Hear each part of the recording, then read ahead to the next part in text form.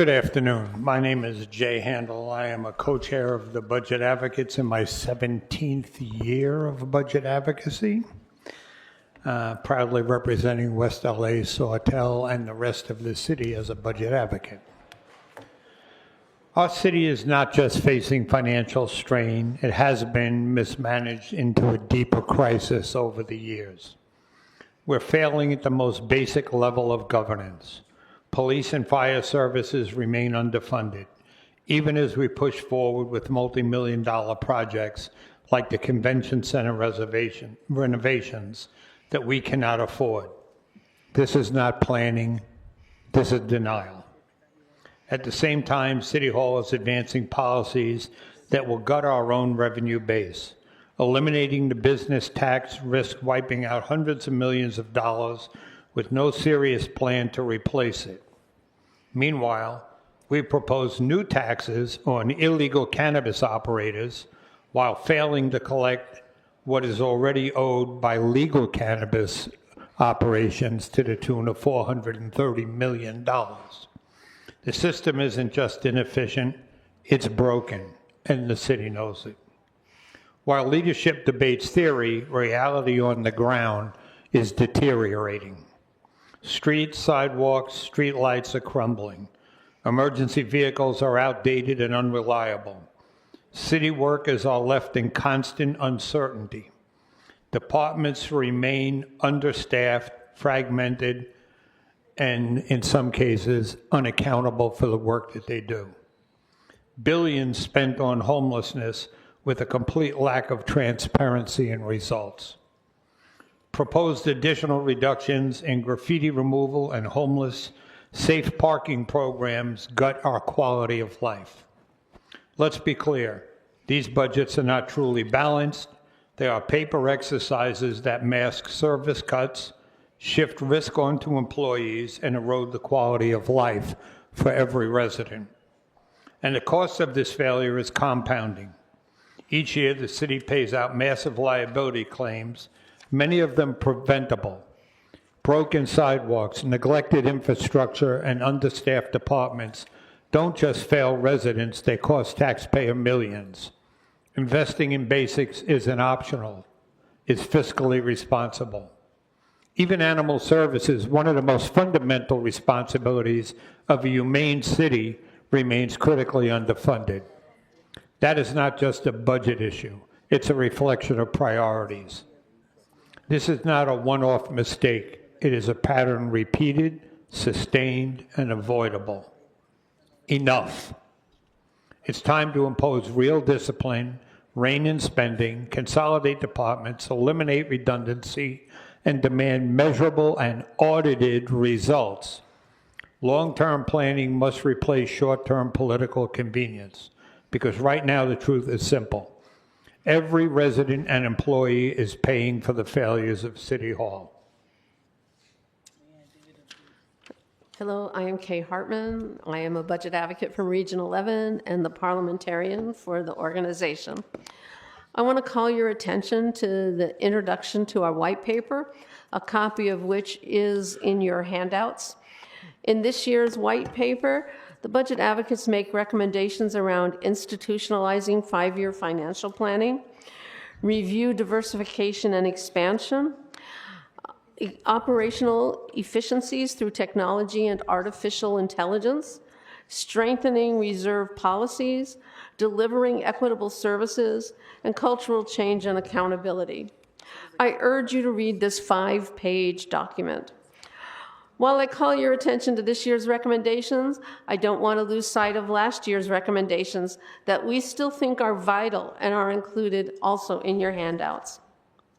Another document in your handouts is recommendations on revenues and efficiencies. The revenue opportunities we call out include implement a gradual scale of fees and fines for repeat building and safety code offenders, which is Council File 25-0600-S53. This was first suggested by the budget advocates in response to a question from Councilmember Blumenfield while we were presenting to this committee in 2023. Expand enforcement against illicit cannabis operations to protect legal businesses and recover lost revenue. Evaluate raising the hotel tax and other taxes. Inventory city-owned properties and publish a prioritized plan to improve utilization and/or generate revenue consistent with public benefit. Grow external grant funding, and approve the fiscal year 26-27 street lighting assessment ballot to update a funding structure frozen since 1996. There are two more documents in your handouts. One is concerns expressed by the 2025 Budget Day attendees, and the other is budgetary concerns expressed by Congress attendees. Thank you for your time.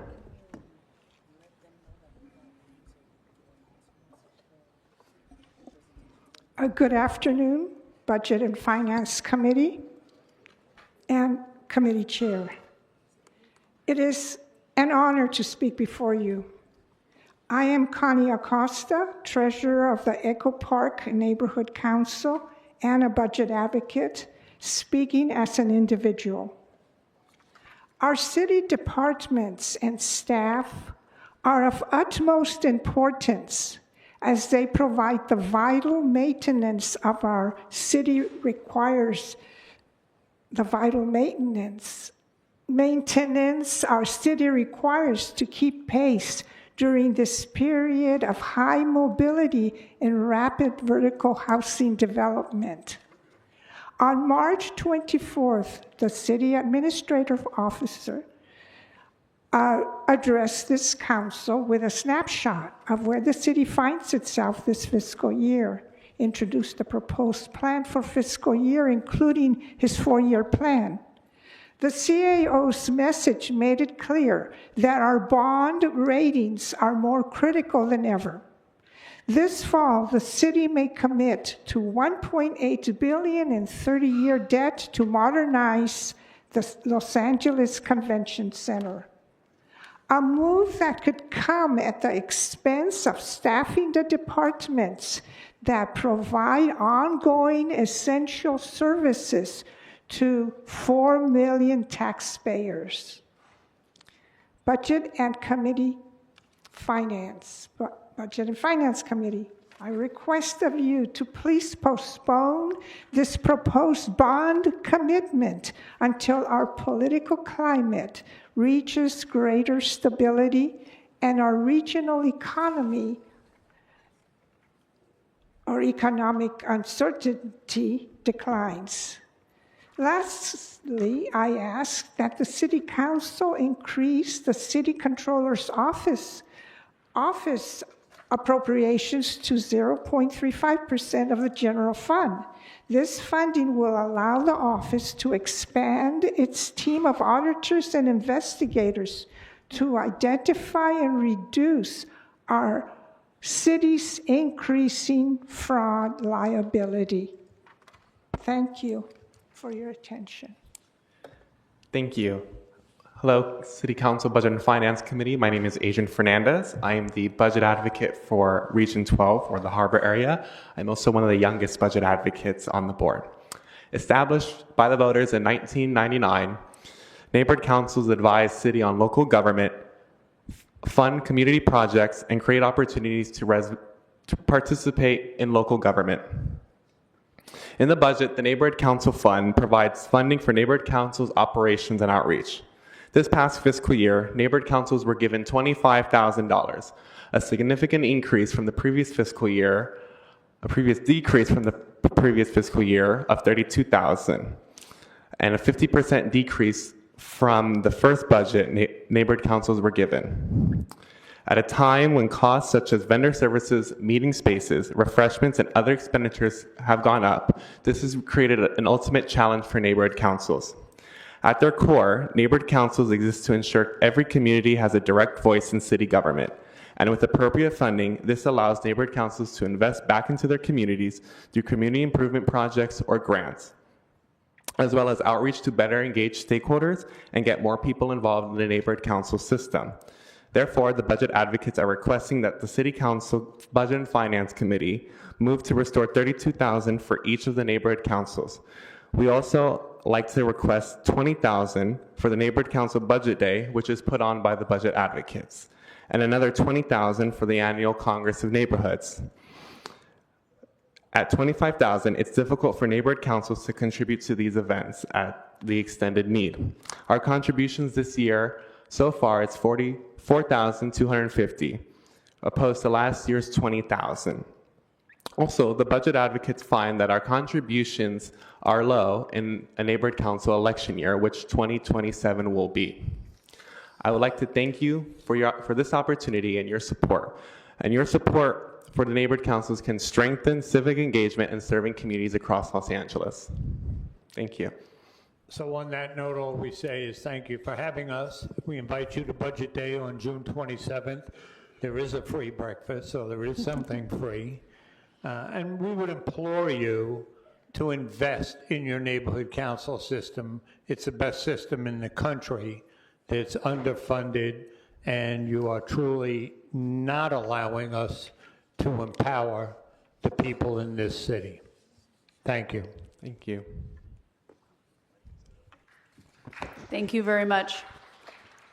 I just got permission for a point of personal privilege. I just want to congratulate Adrian for being here as a young budget advocate, and thank you so much for mentoring him and bringing him along. It shows a lot of promise for the future of the movement. Thank you. Thank you, Councilmember. And thanks to the four of you for being here. We appreciate it, all the work that you do.